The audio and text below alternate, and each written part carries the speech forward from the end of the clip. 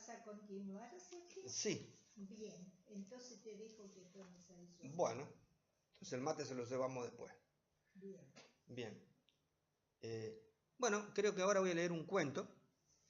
Este cuento que voy a leer lo elegí porque tiene que ver con los niños, con los bebés, y estoy un poquito sentimental en cuanto al nacimiento del bebé de Pepito, del nieto de Pepito y del futuro nieto del Colito.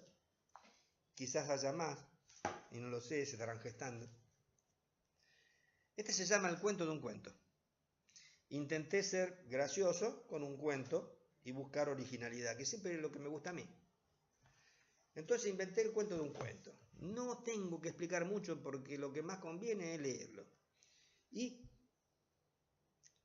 si yo lo leo, se van a llenar de preguntas, por no hablar guasamente. Por ahí me gustaría, pero no conviene. Así que le voy a leer el cuento de un cuento.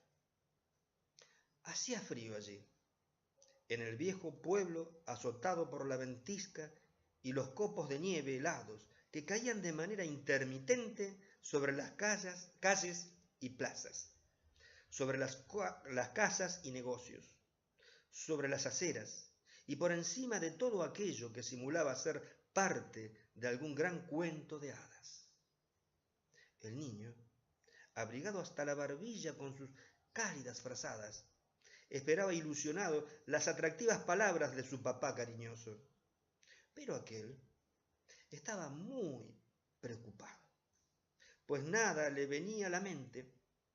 Algo impaciente, entre melancólico e hipnotizado por la dulce carita de su hijito, cruzó los dedos y pidió ayuda piadosa a las musas de la inspiración.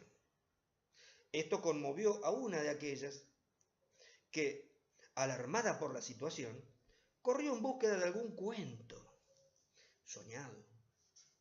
De pronto se encontró dentro de esa gran cabezota canosa, bajo el gorro de lana, y una vez allí convocó a uno de los tantos cuentos que estaban dormidos. «Aragán», le dijo, «ya sé que tienes frío y prefieres dormir en tu cama, pero hay un niño esperando y su papá, algo tenso por tu pereza. ¡Despierta! Anda, ve y lávate la cara, que tienes trabajo». El cuento hizo caso rápidamente a la musa inspiradora. Se levantó, se puso sus calzoncillos largos y bien abrigado pasó por las neuronas de aquel sujeto. Mientras, la musa decidió regresar hasta su partida, en espera de que alguien más la reclame. De más está decir que entre tantas idas y venidas, por poco se choca con una compañera que vivía en similares situaciones. Nuestro cuento amigo empezó a trasladarse entre aquellas congeladas neuronas de aquel padre amoroso, y así es que logró activarlas y hasta alcanzó los oídos del hombre. Este sonrió y abrió la boca, dispuesto a hablar con el pequeño. Entonces el cuento rápidamente se dejó caer por el corto tobogán que unía los oídos y la gran bocaza del sujeto. ¡Con qué alegría! Salió disparado hacia el chico. Mientras la sombra del cuento entraba por los ojitos de aquel, por sus oídos ingresaba el cuento mismo. Y una vez allí, éste empezó a reunir esos pequeñitos, pero tan ágiles neuronitas de niño. Sorprendentemente, no estaban tan fríos como los del padre. Muy por el contrario, eran calientes y veloces en comprensión.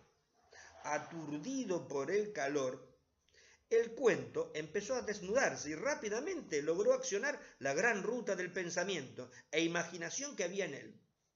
Pronto armó un escenario con personajes y sitios fantásticos y hasta le reclamó al sueño que empezara a hacer su trabajo.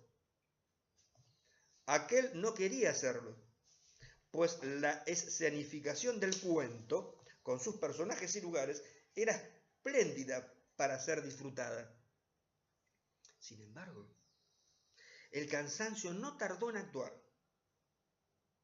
y se colgó de los párpados del niño. Lentamente, el cuento fue reclamándoles a sus personajes que se retiraran al exilio de la memoria. Uno de tantos fue el encargado de conservar el video de lo acontecido.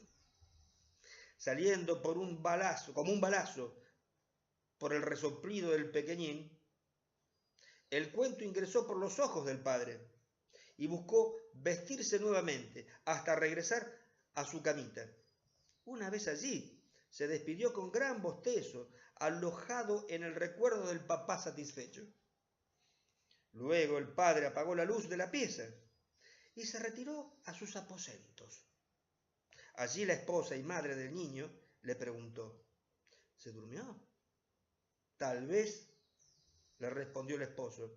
¿Cómo tal vez? ¿Se durmió o no? Pues mira, dijo aquel, cuando lo dejé estaba dormido, pero antes de cerrar la puerta logré ver una expresión de sonrisa en él. Para mí estaba dormido. Ha de haber soñado, pues. Y así fue que un cuento fue contado. Así que ese es por ahí un poquito intrincado. Pero no, es bonito, ¿sí? si lo leen algún día, es bonito, lo van a entender mejor que así tan rápido, porque lo analizan despacito. Pero bueno. Terminaste de... Sí, ahora los despido yo a ellos.